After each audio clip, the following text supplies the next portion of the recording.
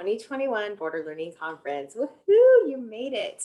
This session is called Considerations for Online Presentations and I should say before I continue that we will be recording this session. So if you are not comfortable with that, then go ahead and hide yourself or mute yourself and hide yourself. Okay, so we have in our presence Corey Purcell and Dr. Lisanne Grant. Dr. Grant is an assistant professor, and they both teach communication studies at Doña Ana Community College.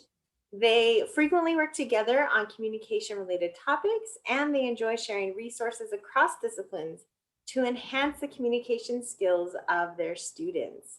So if everyone would please go down to the bottom of your screen where it says reactions and choose the clappy one. Let's give them a round of applause for being here and for being willing to present. The time is yours.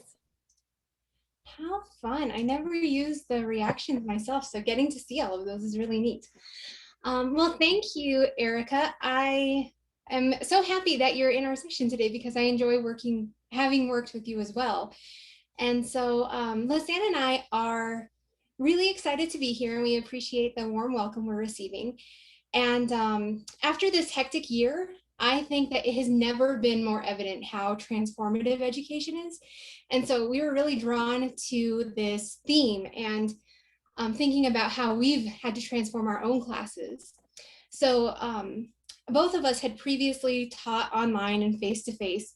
And so it's not something that's been hugely new to us in this last year, but the shifts that I still had to make as an instructor, as I'm sure Lisanne did as well, were immense, right? Even though we felt somewhat prepared to handle, this online platform. And I'm sure that holds true for many of you as well, right? So today, Lisanne and I are going to discuss some of the things that we've done or really an opportunity for you in perhaps thinking about transforming some of your online classes and transforming some of those face-to-face practices into the online setting, because we imagine that this might be a space that many of us will exist in for a while. So with that, if we could go to the next slide, I'll go ahead and go over our objectives for the day. All right, so as you can see, we have a couple of things. Today, we're going to spend some time diving into the things that we believe any instructor might find valuable if they have considered having online presentations in their classes.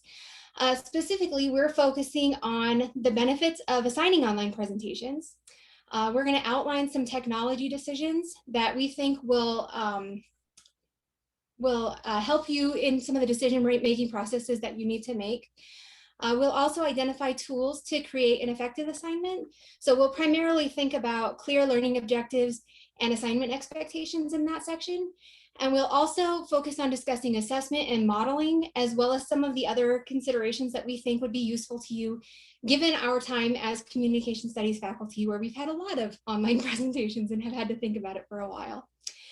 And so if we go ahead and move to the next slide, Lisanne is going to get us started with discussing some of the benefits of assigning online presentations. All right, so can you hear me clearly? Thank you, Corey and Erica, for giving us that, introducing us, and then Corey for giving us that preview. Can you hear me? Yes? All right, so why is it important to assign online presentations? Well, it helps learners develop their presentation skills. And what this means is that they learn how to engage audience with their eye contact, right? Because that's still important in an online setting, right? So in addition to that, they even have to consider organizing presentations. So all these things are still important in an online setting. In addition to that, it allows learners to practice presenting their ideas to others. So they'll have ideas, but not everyone have the opportunity to get that practice in articulating and sharing their views with others. So continuing to do presentations in an online setting gives them this opportunity. Also, learners have an opportunity to practice managing speech anxiety. So we think about it, we think, in the online setting, speech anxiety doesn't exist, right? We'd like to think that learners don't have to consider that because it's not the face-to-face setting. This isn't true, right? Actually, in a study by Campbell and Larson, 2013, they found that there was no significant difference between the anxiety experience when students delivered their speeches face-to-face versus when they used web-based technology to deliver their speeches in real time, right? And then Braun 2017 uncovered that no significant difference in speech anxiety for students who engaged in face-to-face group presentations and students who use screencasts to submit their group presentations, right? So that anxiety still exists, and as a result, students through instructors requiring students to do or requesting students to do presentations online, they still have the opportunity to practice managing that anxiety.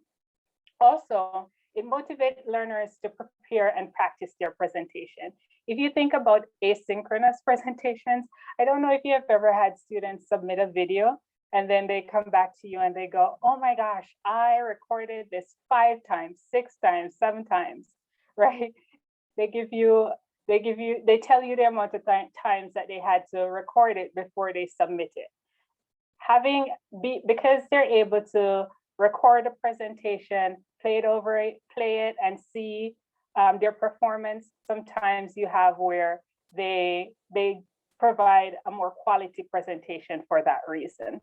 Also, doing presentations online, it gives students the opportunity to practice using presentation tools, right? So you want them to have experience using tools such as Zoom, right? You want them to have experience using PowerPoint in an online setting. You want them to have experience using the whiteboard associated with a particular software. So that's the beauty of assigning online presentations. And if you think about it, there's no guarantee that their presentations will always be face-to-face. Think about our situation right now. We're in a situation where the majority of our presentations and what we have to do is an online setting. Please change the slide for us. Thank you. All right, so when you're doing online presentations in your courses, there are also technology decisions that you'll have to make. Next slide, please. So the first technology decision that you have to make is that you have to think, okay, I need to choose my method of delivery. Am I going to go with synchronous versus asynchronous, right? And with that in mind, you have to think of things such as, for synchronous, it's real time, right? Asynchronous, it's recorded. Synchronous, the audience can ask questions, provide feedback in real time. While with asynchronous, it's a delayed response from the audience. So what I tend to do in my courses is that I have learners post their video to a discussion board, and then they can provide feedback or respond to that person's video. So it's delayed. With synchronous, it requires stable internet connection, both on the instructor side and then also on the student side. As you can see, I was having some internet issues earlier. And so stable internet is important if you're going to go with the synchronous presentations in an online setting, right? You don't want where the instructor disappears, the meeting is over, right? Or the student is giving a presentation and as a result, their internet gives out and you have to wait for them to come back. It requires enough bandwidth just in a given time period to upload the presentation. Synchronous is a set presentation time, right? While asynchronous, students record when convenient before the deadline, right? So with this in mind, as an instructor or someone who's holding a live session, you have to think about these different things, like which one, you have to think which one would work best for my course, right? Would synchronous work best or would asynchronous work best? And so you have to choose which one to go with. Next slide, please. All right, so in addition to that, you also have to select your software. So you want to provide learners with software suggestions for recording asynchronous presentations. So say for instance, in my course, I have students use Canvas Studio, but I also provide them with another option. I provide them with the option of Screencast-O-Matic, right? So it's up to the instructor to decide if they're doing presentations asynchronously, which software they're going to go with, but be sure to have some suggestions for students, because that can be very helpful and eliminate some of the stress associated with selecting a software, right? They're probably already experiencing some anxiety regarding having to present. To add anxiety about which software to use, we probably wouldn't want to do that to students when they're thinking about what presentation content. If you're going with synchronous presentations, also notify learners of the software that will be employed for the synchronous presentation. Maybe it's the software that you're always using for class. Remind them that, yes, if you're using Zoom, mention that it will be Zoom. As a result, they can go in and practice before it's time to deliver their presentation, right? Next slide, please.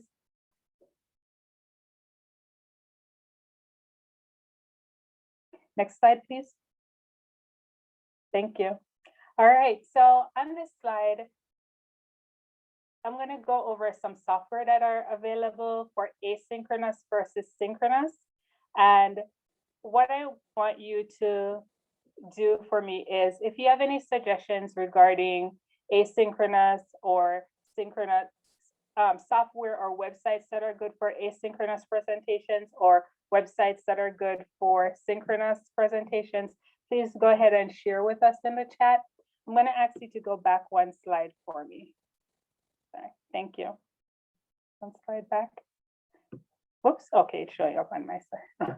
All right, so with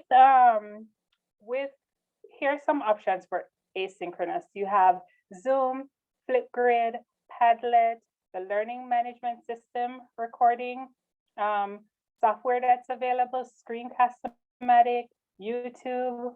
Then for synchronous, you have Zoom, Google Meets, Microsoft Teams, video conferencing, Adobe Connect, WebEx, meetings, Skype, video conferencing. The interesting one that I learned recently, which is also on this list, is Flipgrid. I didn't know about Flipgrid. Found that out. I was fascinated. It's where you can post the presentation on the website and other students respond with the videos, which I thought was just really amazing, right? And so we have some suggestions: Blackboard Collaborate, Screencastify, right? Yes, right. So there are several options out there that we can use to have students submit a presentation asynchronously, or have students, yes, Microsoft Teams, or have students do synchronous presentations. So that's one of the beauty about this landscape. We have so many options available to us for presentations, and you can go through and play with it and see which ones work best for your class. I was also fascinated by Padlet, right? Knowing you could also post videos on Padlet and have students respond on it. So they're just a world of options, and it's for the instructor to go through and decide, okay, this one works best for what I'm trying to do with my class. All right, thank you. Next slide, please. All right, so in addition to that, when you are making technology decisions, you also have to determine your technology expectations, right? So for technology expectations, for synchronous presentations, you have to decide if students are expected to use tools such as PowerPoint, whiteboard, and you want to make that clear, right? If you want them to use PowerPoint or you want them to make use of these different tools. Because in some instances, it's not only that you want students to deliver a straight presentation, you want them to employ these tools because sometimes in the real world setting, they will have to employ them. Then you have for synchronous presentations, you also want to decide if the learner will be recorded. And if they're going to be recorded, I would suggest stating it in the presentation description that, hey, you'll be recorded. And as a result, they know ahead of time.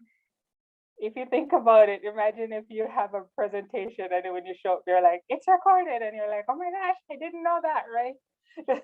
Just imagine the level of anxiety it would add to that situation. So don't do that to them. Give them some notice that it will be recorded, right? So for synchronous presentations, you also have to decide whether students should use webcam only, screencast only, or both, right? So in some instances, depending on the assignment, you might be, I want to see you in that video, not the PowerPoint, right? In other situations, you might be, well, I want a PowerPoint and I want a voiceover, right? Or in an instance, I want the PowerPoint, but I want a little image of you in the corner so we can see your face or something along that lines, right? So it's up to the instructor to decide what works best for their students. Then you have asynchronous presentations. And another thing that you have to decide for that is whether you allow editing, right?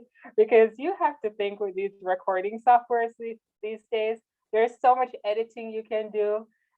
Do you want students to be able to remove sections of their video if they don't like it and do a matchup with what works best? Or is it where you want them to just submit one take, right? The decision is yours, right? To decide if editing is okay or just one take. Next slide, please. Thank you. All right, so you also have to, in addition to technology decisions, you also there's some other foundational information that you will need to provide. So we're going to explore some of those when designing an assignment. All right, next slide, please. All right, so first, another thing that you'll need to do is clearly state learning objectives associated with presentations. And most of you know this, right? The learning objectives, they need to be student focused, meaning your students can understand. It's written for the student. It needs to be specific, it needs to be measurable, it needs to be concise. And the beauty of providing learning objectives is that your students or learners know how they'll be assessed, they know what they will obtain from the educational experience, and they know the expectations, right? So this helps you, if you put the learning objective there, it helps you, it helps answer the questions that students always have on their mind, like, why am I doing this? I know if I have to do an assignment, I have that on my mind. I'm always like, oh, why do I have to do this?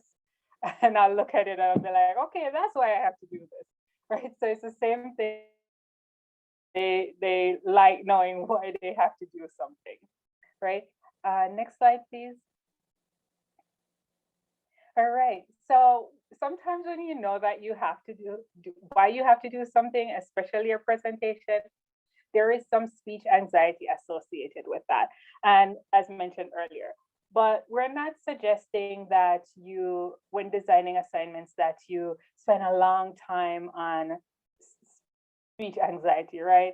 Just a suggestion of providing a web page or a link that gives students some tips for coping with speech anxiety. Because if you think about it, if you're anxious about something, in some instances, you will not submit the presentation video or you won't show up for that presentation. So provide some information to assist students with coping with anxiety a video on a link, not a link, a suggestion on the screen. This video, I found that even though it's not specific to the online setting, it provides some really helpful tips to students on how to cope with speech anxiety, such as thinking of it as a conversation, right? And so the tips provided here can be helpful to students when they have to do an online presentation. Next slide, please.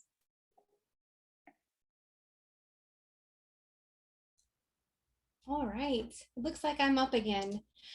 So now I think that Lisanne has done a really good job of laying out some of those considerations that you need to make that when you move into an online setting that you have to start considering, right? But we also want to make sure that we spend some time talking about some guidelines that we think would be valuable to you as an instructor. And these actually are something we genuinely believe could be beneficial in both a face-to-face and an online setting. And so, so let's go ahead and start with kind of laying some of the groundwork here, okay? So we want to help you make specific decisions that that we think would be valuable to your students. So first, you need to make it really clear to your students what their delivery should look like, right? As public speaking instructors, this is something that we think about a lot. Do we want them to read their notes? So read it like a manuscript, right? Do we want them to have minimal notes so that they're mostly speaking? Are they allowed to have note cards? Do you want them to memorize their presentation? Do you want it to be, you know, somewhat outlined and delivered in a way that's a little bit more natural? So kind of an extemporaneous style of delivery. Now, there are benefits and drawbacks to each of these styles. So we're not saying that you have to like go for one specifically. In our courses, we generally recommend that we do the extemporaneous type of delivery where we have them do an outline and think really kind of clearly about what they want to talk about, but not using it as note cards where they read it directly. And like I said, any of them have some benefits and some drawbacks. And so, but it's really important for you to decide early on which one is going to be the option that you choose. So additionally, you need to get the result that you're hoping for. I've discovered that identifying the goals of the presentation is important. So first, why did you choose a presentation over another type of assignment? We often have our students write papers, right? There are distinct benefits from having a student write a paper. And so identifying the difference between a paper and a presentation is important, right? What are we hoping to achieve? So similar to having those instructions for your paper where you have like grammar and structural expectations, you should probably do that same thing for presentations. Do you want them to cover certain main points? Do you have a specific purpose in mind? Are they gonna try to persuade their audience to do something like create an argument? Are they going to just inform their classmates about some research that they did? Like, what's the purpose of that presentation? Because then that can start helping you to think about that structure, right? And I mean, like I don't want to rehash this too much, but just like when we have our students write a paper, we need to be clear about what that end game is going to be, right? And we also, with that in mind, we should probably be really clear about the expectations of the length of the presentation as well.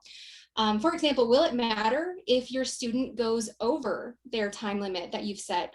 What if they go under that time limit that you set? Starting to think about timing is something that that is important to us, and we think that it fits into other public speaking skills. And so just like those other skills that need to be developed, timing is probably a skill that your students will need to develop. And so having those really clear expectations is important. Other public speaking skills or presentation skills that your students might need to have are verbal and nonverbal communication skills, right? What are the skills that you want your students to achieve or practice in that presentation? Incorporating the public speaking expectations just will go such a long way in encouraging effective presentations in your class. I have provided a handout. I don't know if we can share it in the chat or share it on the screen. Either way would be okay.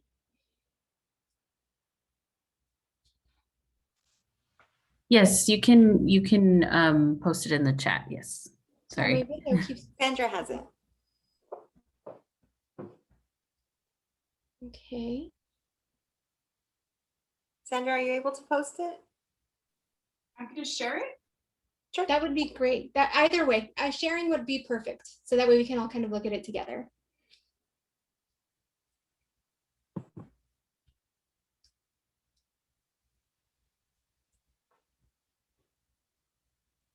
All right, thank you, Sandra. So this handout that I'm providing to you is from the National Communication Association, and it's actually a rubric for a public speaking assignment. And the reason that I want to share this to you is because it's something that is actually really common. I know that there are a few communication studies faculty in this presentation, and so I'm sure that they've seen something like this, right? But these are basic introductory communication skills that we kind of expect our students to have. And so it does a really nice job of laying out some of the criteria that your students might want to consider, or that you might want to consider for your students in those presentations, because we think that there could be some nice cross-discipline opportunities for you to think about how this could improve the effectiveness of your presentations.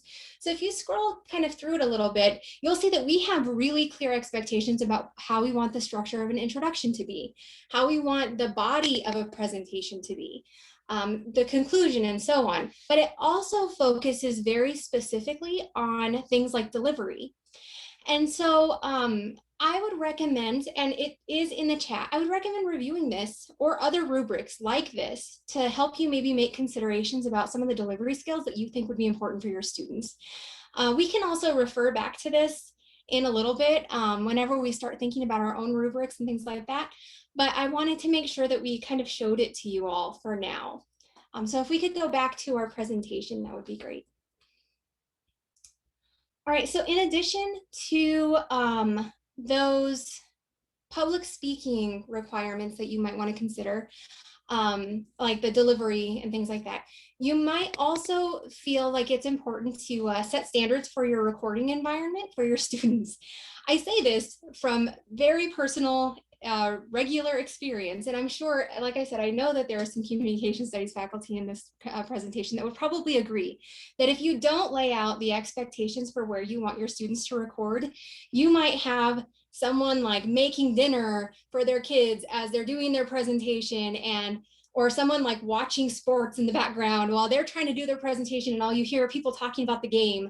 And so, you know, being really clear about your expectations is important. But I would also say, on the flip side, if you're going to have online presentations, you might also consider being a little bit flexible about some of those spaces, because like right now, we're in a pandemic, right? My students can't go to campus and record in a study room because those aren't open. And so I have to be kind of okay with them presenting at their kitchen table, but maybe their kitchen table doesn't include everybody eating dinner at that same time, right? So be flexible, but also be really clear that you want it to be a good space for them to do that presentation. And finally, the thing I want to talk about on this slide is what level and type of engagement do you want your students to have with the audience? This goes back to that idea that Lisanne was mentioning before of choosing synchronous or asynchronous presentations and where you're going to share your presentations, right? And so you have to start thinking about what you want that to look like. Sometimes I used to have my students kind of form groups together, and they would do presentations face-to-face together, and they would just record it and they would submit that, and that worked really well for some students. Right now we can't really do that, but we do have options for things like having a Zoom audience for my students, and that works okay. And so you just have to start thinking about that level of engagement that you're hoping to have for them. And so if you change the slide for me, I think we can begin discussing assessment and examples. And so if you could go one further, we'll kind of get started on that. All right. So in case we haven't been explicit, I want to make sure that we are in this at this moment. Though we believe that course content, as Lisanne was mentioning, like making sure that your assignment aligns with your course objectives, that's very important. But it's also critical whenever you're creating presentations that you focus on those presentation skills as well. And so I'm not going to pull up that handout again, but if you kind of go back and revisit that handout, you can see that there are a lot of considerations that you can make and kind of tailor to your own presentations. I'm not suggesting that you go and take our informative speech rubric and use it for your class, because your class is different than my class, right? But it's thinking about, well, what are those things that I'm missing in the presentations that my students are doing that I can lay out as expectations for my class? And so starting to think about what your rubric looks like now for any presentations that you do. Are there any of those skills that you would consider adding to your students' assignment so that it's really clear that those presentation skills are also important? Going back to that idea again, that you could have assigned them a paper, but you chose to do a presentation, right? And so that presentation should be reflected there, right? It should be those skills that you're looking for in that moment. And so that's kind of our explicit plug for, you should definitely be looking at presentation skills if you're going to assign a presentation in your course, right? We also want to make sure that we're not just going to, throw our students to the wolves. They don't know necessarily what those presentation skills are. They haven't taken my class yet, or maybe they have, right? But we want to make sure that we give them an opportunity to see what we think something successful might look like, right? And so one of the things that we highly recommend is that you look for examples of the various elements that you're going to require in your presentation. So for example, if you want your students to use a visual aid, can you find a presentation that employs a visual aid in the way that you're expecting to, right? Like that would be a really clear way to give them that expectation, especially if it's going to be something that you grade them on, right? For delivery, again, if you could find something that has some of those expectations that you're looking for, so it opens up that conversation for them, that will be useful, right? And further, if you have an opportunity to model the presentation, absolutely take that opportunity, right? One of my favorite places to look for presentations for my students is actually YouTube, because a whole bunch of public speaking teachers put presentations on YouTube, in fact, including myself. And so it's a great spot to go and see really simple presentations that are from students that are utilizing the different things that I want them to do in a presentation. And so, so yeah, definitely a great space. You can also ask previous students to use their presentations if you think that there's one that would be especially helpful. But showing the students what you're expecting is a really great opportunity to improve the effectiveness of their speeches. If we go to our next slide, we can begin discussing some of the final considerations and tips that we have for a successful online presentation, and then we'll open it up for some questions. So this is kind of our things that we wanted you to consider that we didn't have another great spot, but we thought that they were really important, and it's based off of our own experiences. And so we wanted to take a minute to just kind of summarize some of those ideas. All right, so first, after trial and error for a significant amount of years, probably too many years, I realized that I was having my students do presentations only a few times a year, and then whenever they got to that first one, they panicked. And I was like, oh gosh, what am I doing? And it was a really quick and easy fix. And it was just telling my students what software and what technology they're gonna need right at the beginning of the semester. And it eliminated that problem for me. It also was really useful to me and Lisanne as well to provide information on how to use that software. So sometimes that information you can find online. So for example, when I have my students use YouTube, well, YouTube has like a little help section that shows you how to upload videos. It even shows you how to upload videos from a cell phone. And so I just copied and pasted that into my Canvas course. Easy, done, no problem. But I also realized that I probably had to do a few little additions based on my own course. And so I wanted to share a few of them with you as well. If you're going to use YouTube or another space like that, you're probably going to get some pushback from your students. I get a little bit of pushback from my students sometimes. And in fact, I've started kind of moving away from using YouTube. But one of the things that was a significant pushback was they didn't want their video in an online space that anybody could use. And so I started looking up privacy settings on YouTube, because I was like, yeah, I can see why that would be an issue for you. And so then I created a document that had my expectations, but also suggestions for how they could limit who sees their videos. And that was really helpful to my students in terms of navigating that need for privacy, but also completing their assignment.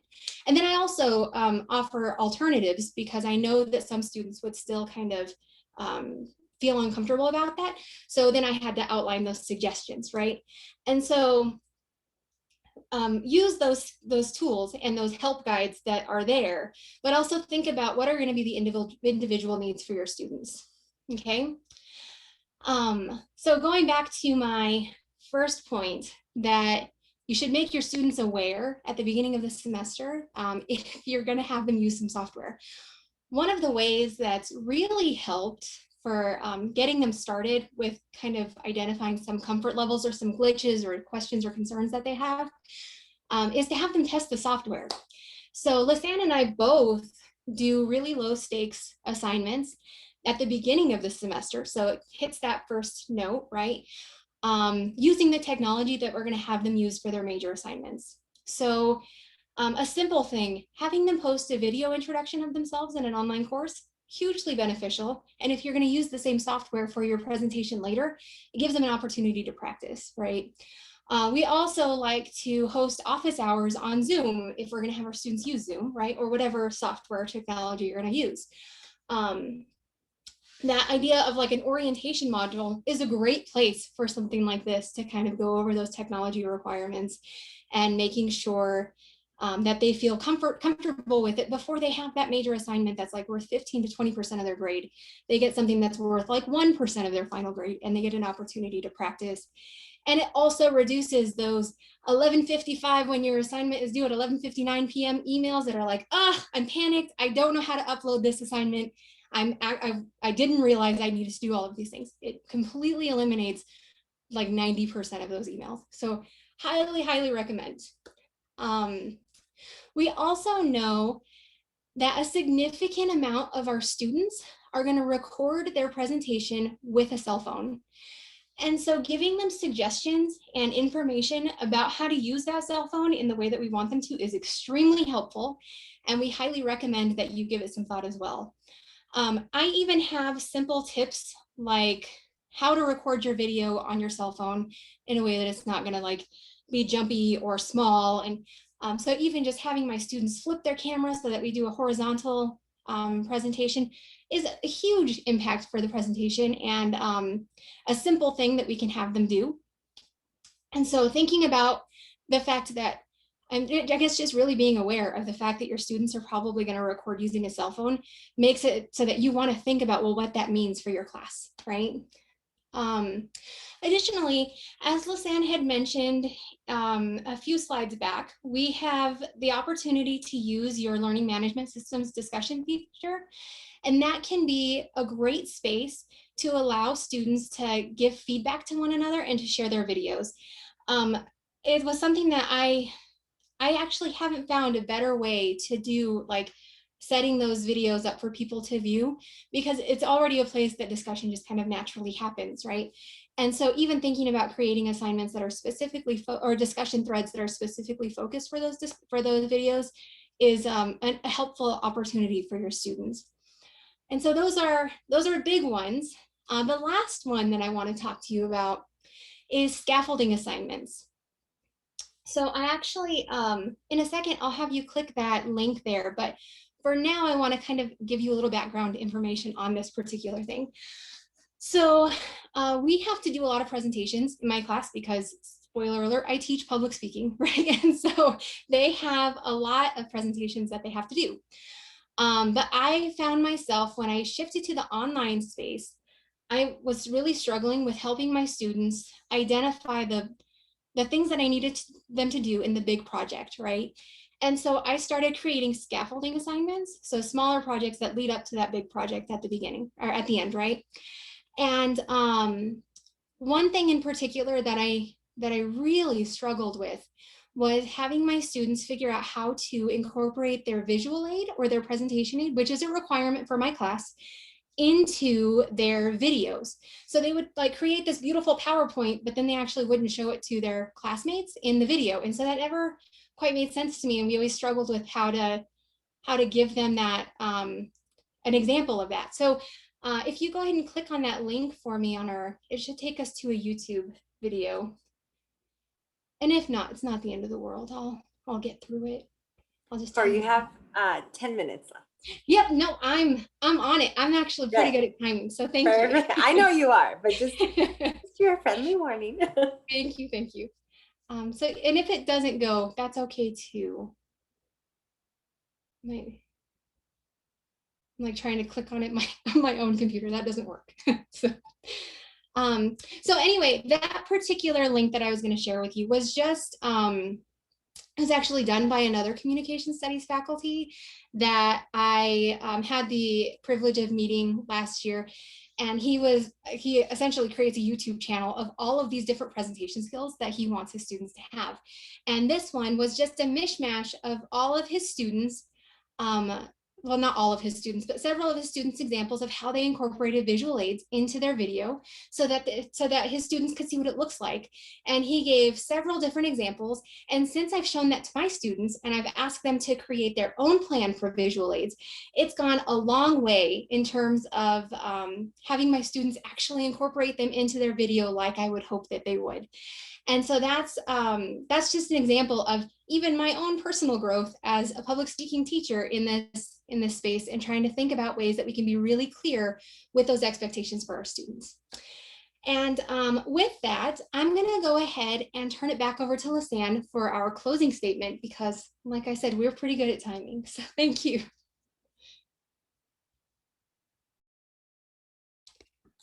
So we covered a few things today. Thank you for joining us for this presentation. We covered a few things today. We discussed the value of assigning online presentations, outlined the technology decisions that need to be made for online presentations, identified how to create effective assignments using clear learning objectives and expectations, discussed assessment and modeling, and reflected on considerations when assigning presentations. We hope that we have provided you with some useful information for designing your own student presentations, and we're open for questions. I noticed in the chat, someone asked are there any resources, software you suggest for students who are non-traditional and may not be able to comfortably record presentations as other younger students. My suggestion would be Screencast-O-Matic. I found that really helpful when recording, really helpful to students for recording presentations. It's really simple, it's free. They go online, they record, it gives them different options that they can do. They can download the video to their computer. They can, it provides information on how to share it using Google Drive. It provides information on how to share it using YouTube. It provides information where they can actually create their own Screencast-O-Matic area to store information, store videos and share. So I've found Screencast-O-Matic to be helpful or easier for my students to use if I'm not using Canvas Studio that's embedded in Canvas. Yeah. You know, something that's worked for me more recently is actually having my students use Zoom to record their presentations. And it's because people just kind of have to use it at this point. I think that so many of my students had at least some opportunity to kind of figure it out. But one of my favorite things is to remind them that they can start a meeting themselves, like a completely private meeting, and they can record in their own space. And they've usually figured out some way to already get on Zoom. So it's just an opportunity of like trial and error. And in particular, it's worked well for me because we've shifted online at DACC almost completely. And so a lot of my students already have it for either their synchronous Zoom classes, or they come by my office hours and we can kind of show them on my screen and on their screen how to work through that. And that honestly it's been a really simple way for them to get a recording of their presentation. And yeah, and I think it's probably just because of experience, but I would also go another step further. And I would say that almost every student that I've encountered has some kind of apprehension about recording online. Like I think that it's almost a universal. In fact, I'm sure if I asked everyone in this room, if we took a poll, that all of us feel a little bit of discomfort about recording presentations.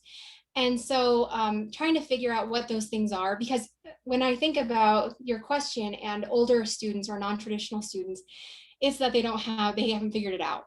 But they're usually actually great public speakers often. And so it's just kind of helping them figure out what buttons they need to push. And that actually is why those low stake assignments go really well, because they'll call you up on your phone and they're like, I have a million questions, but you can sit there and walk them through it. But yeah, those are some of the things that we would recommend. There's another question. How do you handle students that do not want to have themselves in their videos? We tell them to get out. No, I'm just kidding. No, you know, I think that that's something that that we can all agree with, like can agree that we've had that feeling before. For my class, it's, you know, it's an expectation for the course, like it's course competency, right? And so we kind of have to figure out ways to help them work through it in terms of apprehension. Some of the things that I've done for students with severe anxiety is I let them record and send it to just me rather than posting it to the discussion board. That's something that, and then we kind of try to build up on those skills throughout the semester. Other things is just kind of trying to find that root of why. I think Lisanne has some feedback on this as well, though, because she's so thoughtful about these things. Sometimes it's letting them know upfront from the beginning of the course that it is required. And so it gives them some time to think about it, get used to it, and used to the idea that they'll have to present. And also it can be where you have them do a practice run with you. Sometimes coming to office hours and having that opportunity to do a run through makes some students more comfortable with the idea of being on camera. Sometimes it's a little practice needed. You know, and further, something that I think goes a long way for my students is empathy. I am a person that actually struggles with speech anxiety in different contexts, and letting them know that up front, I think makes them feel like it's okay for them to be nervous and it's okay for them to have that apprehension, because I think that we often think that there's something wrong with us if we can't get through it, but recognizing that it's a completely normal feeling and that it's okay to be nervous and also okay to not be perfect. Those are things that, if operating with that empathy in mind, can go a really long way for your students. And that's usually one of the things that my students tell me at the end of the semester, is that helping them work through that and see that it's a normal thing, that it's okay to be nervous. You don't have to be mad at yourself for being nervous, is really helpful to them. And sometimes even using yourself as an example, right? Give them settings in which you might experience it, and realizing that they're not alone in that situation, that people experience it in different settings, maybe not one setting, but another setting. They might experience it. Absolutely. I think we have time for one more question. How do you overcome speaker apprehension when the student is an English language learner? Any tips? So that one, I mean, as a person that teaches on the border, right? Like that's something that's really, really important to me. And I know that I often have students that are English language learners in my class. And so I would say that it's similar, though, right? That you still have to operate with that empathy. And also that one of the things that I really try to emphasize for them is how amazing they are in the first place. Like, I think that they think they're working from this deficit by not having English as their primary language when they're trying to communicate in English. And I just let them know that the fact that they can do something that I can't do myself, right, is this immensely talented, wonderful thing.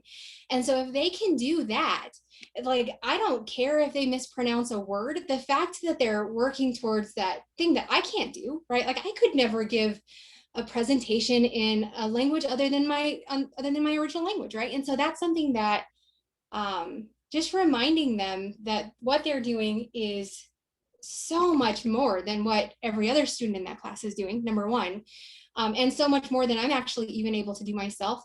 And then telling them, hey, let's practice. Hey, let's get together. Let's understand that you're going to have those struggles, and I'm willing to work with you through them. And actually, I see Della's comment. The important aspect is that they're trying and wanting to learn, and that's very much how I feel about presentations in general. This is practice, right? Like, they're students. They're trying to use these skills outside of the classroom when they move forward. This is not the space for me to tell them no, right? No, I don't want to listen to your speech. This is the space for me to help them learn through it. Absolutely. That's so great. So we have run out of time, but thank you, ladies, so much for taking time out of your busy schedules, especially this time of the semester, to come and present on this topic. And I hope everyone got some great information and applicable, and will use it in your classes. So what I'd like to do is invite everyone to unmute themselves.